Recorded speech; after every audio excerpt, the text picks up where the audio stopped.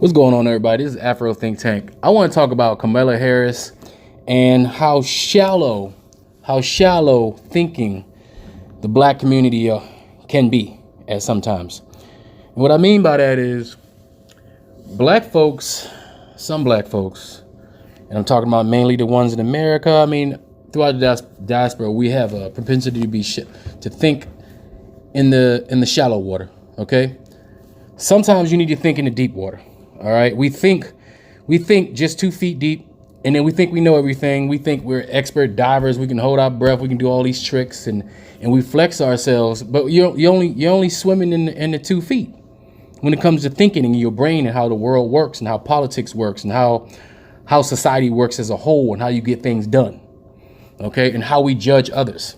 So Kamala Harris, she's a African American because she was born in California. Her father is a Jamaican, and a very prominent Jamaican, by the way, if you look him up. And her mother was Indian lady. Her mother and her father met at university.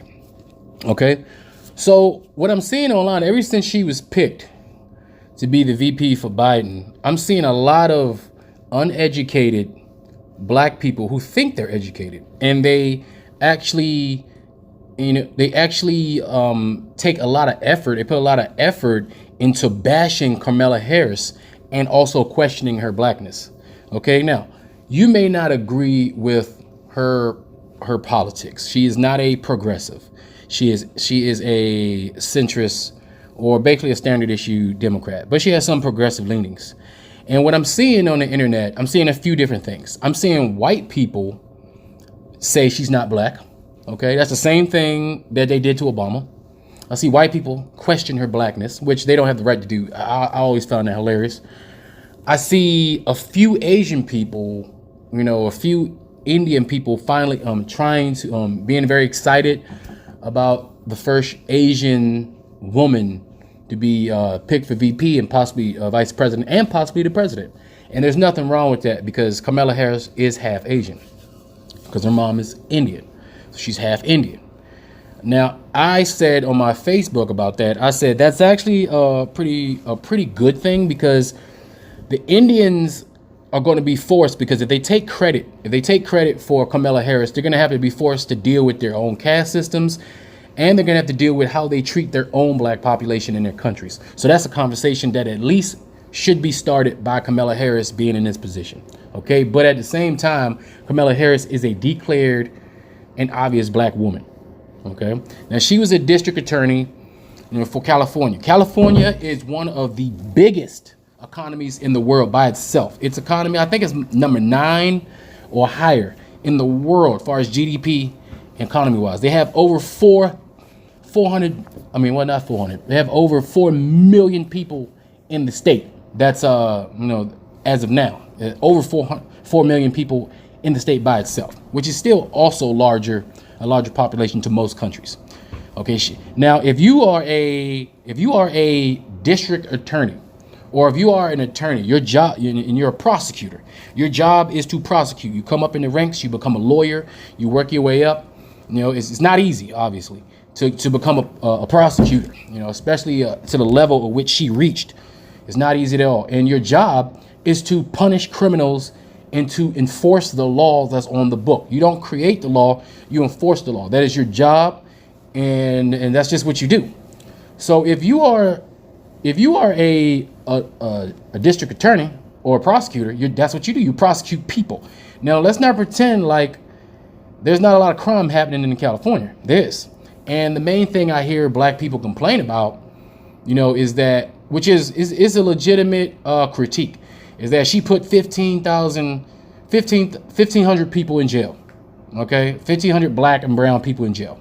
Okay, that's their thing. That's what you see trending online. Oh, Kamala Harris, she's against black people. Kamala Harris is one of the first. She's not against black people. Kamala Harris is one of the first black people to integrate into college after Jim Crow. Okay, she fully understands what it's like to be a black person in America. She fully understands what it's like to be a black woman in America. And despite that, she fought her way all the way up to this position while being criticized by the white people who don't think she's good enough, by men who don't think she's good enough, and now by other black people who was questioning her blackness and don't think she's good enough. So she has to fight everybody. And this seems to be the problem in the black community, is that as soon as someone rises, because we don't think they have a perfect, squeaky clean, Messiah-like record, we start to attack them. So why should any black leader, why should anybody try to be a black leader when as soon as they get there, here comes these no-name black people who's never done anything for anybody, completely complaining about she did this, she did that. But this is what I mean about swimming in the shallow water. Did anybody stop to think just for a minute, okay, that if the worst thing you've done as a prosecutor, whose job is to prosecute criminals, is put 1,500 black and brown people in jail, did anybody ever stop to think that maybe most of those 1,500 people are guilty? Did anybody ever think that maybe that's 1,500 families that got justice? 1,500 families that got justice for their loved ones that was killed, murdered, and raped. Okay, now let's get to marijuana. Some people say, oh, well, she put a bunch of people in jail for marijuana, but she laughed when they smoked the marijuana, when she asked her, did she smoke marijuana? Okay, now those are the laws in the books. If she's a prosecutor, it's her job to do it. She doesn't have a choice. She doesn't make the laws. She just enforces the laws. Now, if the laws in the book says marijuana is a Schedule I drug and they need to be prosecuted, then they need to. Some people who got prosecuted are gangsters and thugs who sell not just marijuana, but other things. I have no problem with marijuana, by the way, but selling drugs like crack, cocaine, and all other various items along with drugs. And maybe they were gangs. Maybe they shot somebody. Maybe they stabbed somebody.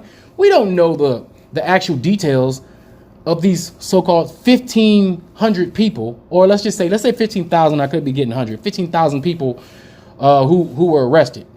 I'm getting tired of hearing black folks say, oh, you put these people in jail. It's like, did you ever think that some of these people deserve to be in jail just because they black and we have institutionalized racism in law enforcement? Doesn't mean that all these black people just automatically, because they're black, deserve to be free and they shouldn't have to be prosecuted from anything that they do. You know, no one's saying how many white people she put in jail. Nobody's saying how many Asian people went to jail. And we're talking about a career that spans over 20 years in a state that has over 4 million people. So let's just take 15,000. Your job is to prosecute, and you've been doing this for over 20 years. Of course, you're going to have a significant number of black and brown people that you have put in jail. Most of them deserve it, I'm pretty sure. And if you go into the deep water and do some real research, not watching just a few videos on Facebook, not just watching a few clips or some bullet points you see on Fox News or other channels, just going with the flow, what you hear somebody said, which they said. Who's they? Nobody ever asks who they are. They said this. They said this. When you make a statement or accusation against somebody, if you don't have your own primary evidence, secondary evidence to back up that primary evidence, the things they're saying that the opinion that you have formed is not based on any type of fact. It's based off your opinion or your feelings or the social trend of the day. Like it's real trendy to make fun of Barack Obama or to not like Barack Obama. What did he do for black people? Well, let me ask you this. What exactly did you expect that Barack Obama was supposed to do specifically for your black ass? Literally. That I've never understood that. And I'm not saying Obama policies was always good. Not everything he was good. He's not a liberal. He's not a progressive. He's a centrist Democrat. Okay, he don't actually hold the same policies as some other black people. It's okay that black people have different ideologies and different mindsets and different thoughts of different things. We are not a monolith. And you got all these purists, they think they woke. They're not woke. They woke up, but they got a lot of crust in their eyes. They still got their face mask on and the lights are still dark and they can't see. But they claim that they woke and they think they done reached the goal. But they don't study, they don't read anything. They don't do anything but go on Facebook and make jokes and make memes and share memes and tearing down black people who dare to be great. You know, and as a woman, should she not have ambitions? Did anybody say anything about these white people who join politics and want to become president? Is it wrong for them to be ambitious? How come we don't call them out? But as soon as a black woman finally make it, now we don't have to agree with everything, but as soon as she finally make it there, instead of supporting her against the overwhelming racism and the overwhelming struggles that she's gonna have to deal with, what do? We act just like those Trumpers. We act just like them ignorant people we call out on the right. We act just like them racist people. We act just like those people that we hate. We become the people we hate, and we start doing exactly the same thing. Purist, right? And then they also want to talk about her husband. Okay, they want to highlight. I'm seeing a lot of videos of black folks talking about her husband. I understand that as a black people, we prefer that our women and our men be with other black people, just like white people prefer their men and women to be with other white people. And Asians and Spanish fight, well, not Spanish because they're just everything. All right, they're not even included when it comes to this. But people like for their kids to be with someone of their race. That's natural. There's nothing wrong with that. But at the same time, you can't question love. And just because she has a white husband doesn't mean anything. Doesn't mean she's an agent. It doesn't mean none of that. And I'm seeing all these, and there's a lot of women that's doing it too. A lot of women are, oh, let's not vote for her because she's an agent for white people because her husband's white. But have you ever sat to think that maybe he's about that? Maybe he's on our side. Maybe he's one of those good white people that support his black wife. Maybe he's aware and conscious about the plight of the black woman in America, and then he supports his woman wholeheartedly. There are a lot of good white people out here who support and are on our side. We don't have to be this purist cult that just want to just eliminate all other cultures when some of these people are on our side. And as a group, we will and have to work with other races. We will and have to live with other races. We're not going to kill everybody, all the races off. We're not going to put them in the corner over here and say that they're this and that and then make this whole planet black. It's not going to work that way. This is a multicultural society, and we're going to have to deal with that. And we're going to have to deal with other groups, and we're going to have to build respectful and responsible relationships with these groups. We will always be doing business with these groups. We live with these groups. We work with these groups, and we have to get along with these groups, period. Just because you pro-black and black power doesn't mean you're anti-white, anti-Asian, anti-Latino, or anti-anything else. That's the problem we have in this black community. We're dividing ourselves. We're dividing ourselves right now because we are creating our own type of racism within our own group. We cannibalize ourselves. We cannibalize ourselves. If you think deep, if you want to swim in that deep water and you want to be thought of as an intellectual, as a black intellectual who knows what they're talking about, and if you want to get in debates with other people about Kamala Harris policies, which you agree with and don't agree with, you can do that. But you got to learn how to swim. You got to learn how to dive. You got to learn how to hold your breath. You got to learn how to be patient. You got to learn all the strokes to go from one point of this pool to the next pool. You understand? There's more to it than just looking at a few clips and starting to hate on this black woman. Okay? So with all the criticisms, there's a lot of good things that she's done. Why is it that we're not talking about that? There's a lot of good things that she's done. Is anybody perfect? I don't think so. They're not. They're not perfect. So I'm talking about the vicious, harsh rhetoric going towards Kamala. But here's the good thing about Kamala. Kamala's a smart, powerful woman. So she's not really worried about that because she swims in the deep water. Politics, you got to learn how to play the game. Politics is a dirty sport, and you got to know how to play the dirty game to get where you need to get. And you got to understand, while you're sitting here talking about, oh, let's not support this black woman, this black and Asian woman because her husband's white, but you supported every white president, every white governor, mayor, every white sports owner, every white company with your Gucci and your Prada and your Nautica. I mean, you support all these rich white men every day of your life, right? So what's the problem with white men? I mean, that's what you do. Everything you go out and you purchase the white man's clothes and you love it. You put value in that. So you love the white man. But as soon as this black woman, finds somebody that loves her later on in her life because she's a powerful black woman. And in America, it's hard for a powerful black woman with real ambitions to have healthy relationships because men are intimidated by her. She had a black husband. She has black kids. But you don't see them pictures being posted on the internet. What you see is pictures of her and her husband and her husband's kids. That's what you see because they want to imply something. That's dog whistling. Okay, we always talk about the dog whistle on Fox News when they talk their racist stuff, but we dog whistle too, and it's disgusting, and we need to be better than that. So if you got a problem with Kamala Harris and you don't like her policy, that's fine. Ain't nothing wrong with that. But articulate yourself in in an educated way if you want to swim in these deep waters. Because I'm seeing everybody having all these debates. I done debated several people. I done debated a white guy who told me that Kamala Harris is not black. I said he said Kamala Harris not black because she's Jamaican. I'm like, dude, are you out of your mind? Are Jamaicans not black? Is Jamaica, did the people from Jamaica not come here from Africa when we got here from Africa? Were we not on the same ship? Did we not come together?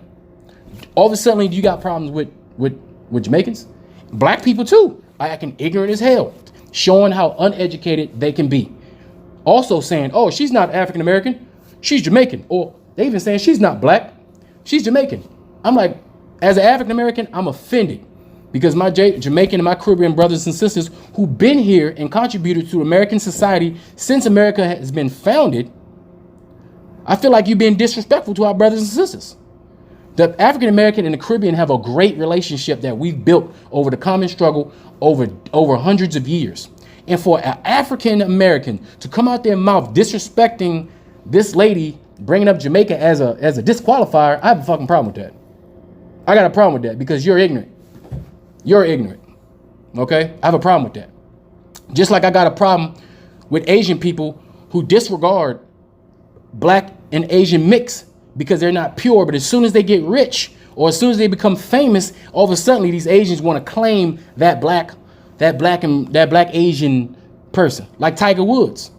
Tiger Woods wasn't accepted by the Koreans until he got rich and famous. And all of a sudden, oh yeah, he's really Korean. He's Korean too. Yeah. You know, and then when Tiger Woods came out his mouth all them years ago and tried to say he wasn't black in some slick way, how offended were we? But he's also an Asian, right? How about that new tennis star? We celebrated her. Her daddy's from Haiti and her mama's from Japan. Oh, we loved her, right? Here we go, another black sister. I ain't hear nobody out there saying, oh, she ain't black. As soon as but the Japanese, you know, they weren't trying to give her citizenship, even though the Japanese people have an affinity for black people and the people themselves are wonderful and we get along great. I used to live in Japan. I know this to be a fact. Okay. But the government themselves, they're very monolithic and they're very closed in like a turtle society. And they really don't like to give citizenship when it comes to citizenship to anybody deemed not purely Japanese. But guess what? That tennis star, she got her citizenship. They gave it to her because she's rich and famous. But if she wasn't, they wouldn't have did that. But we claim her. So now we got another Asian and black, right? An Asian and black person, Kamala Harris. But look at us now. Look at us now. It's shameful. It's very much shameful. She shouldn't have to fight. She's about to sit here and she's about to take the fight to the white supremacists, to the white nationalists. She's about to take the fight to the people that's against us. And yet we're spending all this time fighting her in-house. So who's on her side? You understand? So like I said, her politics are not perfect, but so what? Guess what? Give her a chance. Just like we gave all 45 of them other white men a chance. Well, 44, because we gave that one black man a chance. All right. So all I'm saying is you black people really need to stop swimming in this shallow water when it comes to knowledge and this education. I understand that it's the age of information and people are excited. They want to say something. They want to feel important. They want to feel like they know something. They want to be a part of the conversation. But before you be a part of the conversation, know what you're talking about. Have a foundation of fact. It's okay to have an opinion. Everybody can have different opinions. But the thing is, your opinions need to be based off actual fact and truth. If it's not, your opinion is garbage. And it's trash and shouldn't be spread around because you're polluting the minds of black folks. Period. That's what's happening. So, and here's the thing. I'm defending her, but I'm not exactly a big-time supporter of Kamala Harris as far as her policies. I prefer Bernie Sanders, the old Jewish white man. That's who I wanted. That's who I wanted. We all love Bernie, right? Bernie was on our side. Bernie had policies that benefited us, right? But I didn't get that. I have Kamala. That's who we're working with. And I'm going to tell you this right now. You know just as well as I know. If you look at Kamala Harris, when she steps into the international stage as the vice president of the United States of America, she will demand and get respect. And that's what we need. We need someone who's going to demand and get respect. Period. And it's also, we need someone that's going to bridge this division between Asians and Africans. Asians and Africans had a great relationship, a great trading relationship, great societal relationship before the invasions of the Europeans and their manipulation of our social constructs and the manipulation of our brains. Because that's what they de-educated us and then re-educated us with garbage, trash, and filth. And we're still in the age of information where you can find this information out yourself and declutter your mind. People still want to act ignorant. Now, Kamala Harris will be a bridge because there's a conversation we got to have with Asian people as black people, especially Indians, because Indians are basically our cousins. They're like they're the next thing to us. They're blacker than us. They're about as black as us. Their culture is somewhat similar to some of our East African cultures, but they have a caste system. They have a racial system that they got to deal with. Kamala Harris should start the conversation because then they want to take pride. They're going to want to take pride on her, but they can't do that because they're going to have to answer some questions. They're going to have to answer some questions, right? And black folks, we need to stop looking for the Messiah. The Messiah ain't coming. All right. Michael Jackson said it the best. The man in the mirror. Look at yourself. You are the person you've been looking for. Stop looking for somebody to come here and do something specifically for you. Like Obama. What exactly could he possibly do? Think deep. Think in the water. You're in the 4 feet. What you thought he was going to freaking sprinkle a magic wand and then all black people in America was going to be great? Absolutely not. Do you not remember the other hundreds of white politicians that made it their business to make sure Barack Obama couldn't do anything for 8 years? Do you remember that? Do you see this individual who had to fight the entire government to get anything passed? The man couldn't make a mistake. He couldn't make one mistake. It would have been news for the whole week. You know, and before you come down on certain presidents for things they didn't do, understand how government works. A president is not a dictator. They can't do what they want.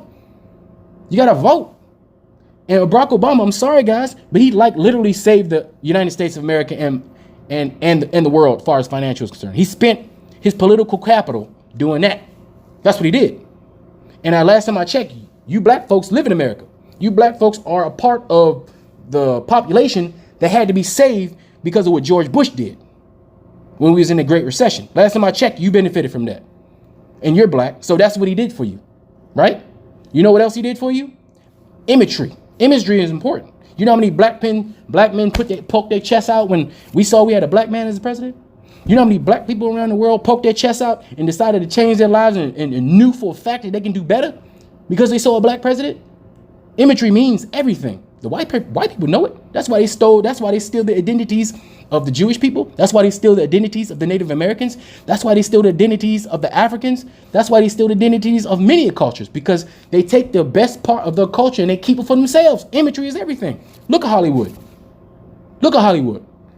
Imagery programs things into your brain. Human beings, we are machines. We are biological computers. You program that. You put it in the head early. Look at all these black kids that thought they weren't nothing, that don't like their hair. Look at all these African Americans that didn't like Africans because they thought there was a bunch of spear chucking, mud hut flies on the face. Look at those images. The Europeans put those images in our African Americans' head. They made us believe that. That's what we saw. That's what we downloaded in our brains. And to this day, you still got people believing that. And you got the African people thinking we're a bunch of thugs, a bunch of killers, a bunch of sex crazed criminals. That's all we do is criminals, and we don't appreciate nothing. Those are the image that the European gave to the African against us. Imagery. Being portrayed is important. Okay? That's important. That's part of the pen. When they say the pen is mightier than the sword, that's what it means. The pen, media, information, books, radio, TV, news, propaganda. You control the masses. Religion, politics. That's the pen. The sword is nothing but a tool. A gun and a sword can only kill so many people, but an order can kill millions. Understand that. So a lot of you black people need to step back. Okay. I ain't talking to all y'all. Y'all know who y'all are, because if you're offended, that's who I'm talking to. Y'all need to step back, learn how to swim, learn all the strokes before you get into that deep water, because you're just looking like fools. And you're going to get left behind, because there's a lot of black folks that's swimming in deep water, and we understand what's going on in this world. I hear a lot of black people saying, so you're going to vote for the lesser of both evils? Yes, exactly. Steps. You take steps. You take steps any way you can. You make alliances with people that you otherwise wouldn't make alliances with, because you have a common enemy. And then once you defeat that enemy, then you hash out the issues in-house of what you got. That's how you do it. If you want to sit there and be purist and say, I'm not voting for anybody that's not like this, that, this, you're going to be sitting there by yourself mad. You and your little coat. and wonder why none of your agendas ever happen. You know what I'm saying? Like, for instance, I'll make another example. I know I'm going kind of long, but I'm ranting about this. I'm going back to Barack Obama. When Barack Obama first ran, because he's a master politician, he was talking about universal health care, just like all industrialized countries, all first world countries. Guess what happened? That black man who said he wanted universal health care was told by basically the entire government and all the corporate elites that we're not doing it. Ain't no damn way. Period. You crazy? You gonna take money from us. We're not gonna do it. He knew he couldn't do it. But he knew the healthcare system that we had wasn't suffice. So what did he do? He took a step and made the what we call Obamacare. He gave us a Costco sample. He gave us a free sample of what good healthcare could possibly look like. Because he knew they was gonna attack that healthcare, right?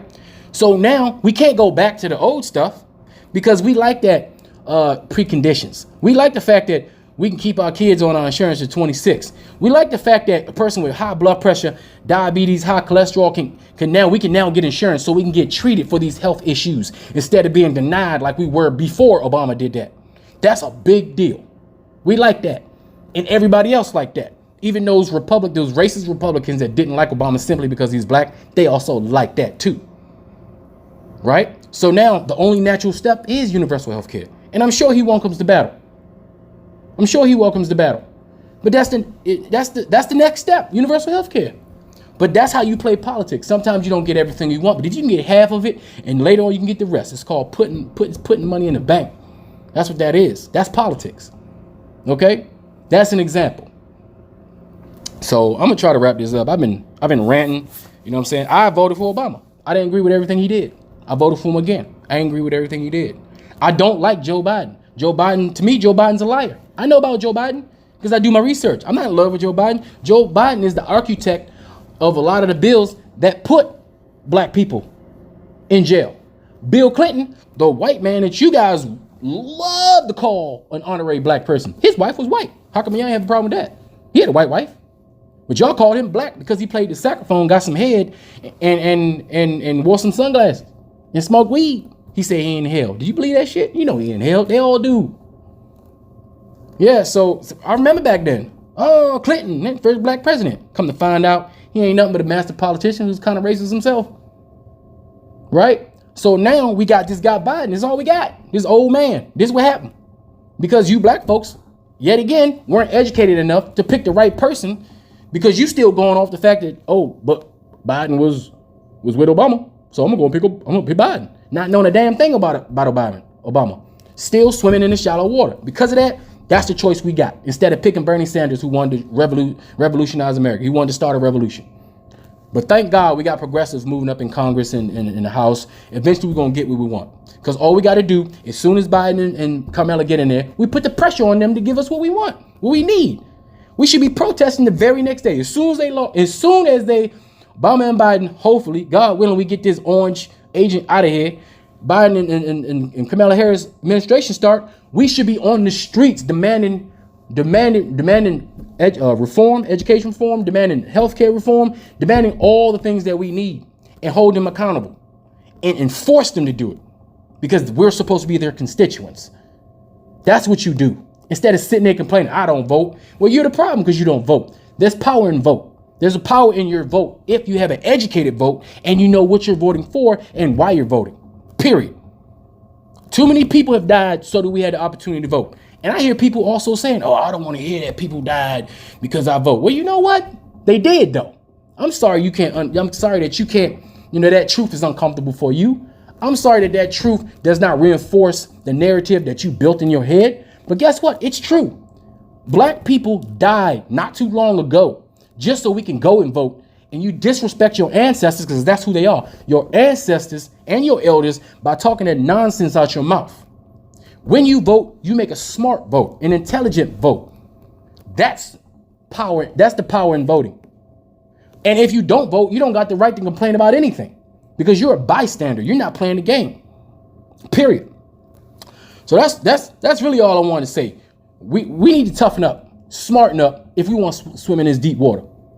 All right? Because there's plenty of sharks in this water. If you don't know how to survive, you're going to be dead. You're going to get eaten up alive. Straight up. So that's all I gotta say.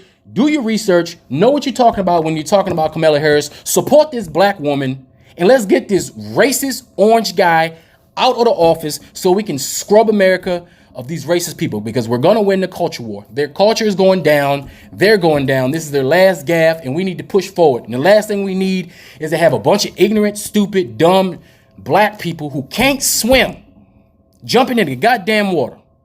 All right? So this is all I got to say. This is Afro Think Tank. Learn something and teach something. Peace. I'm out.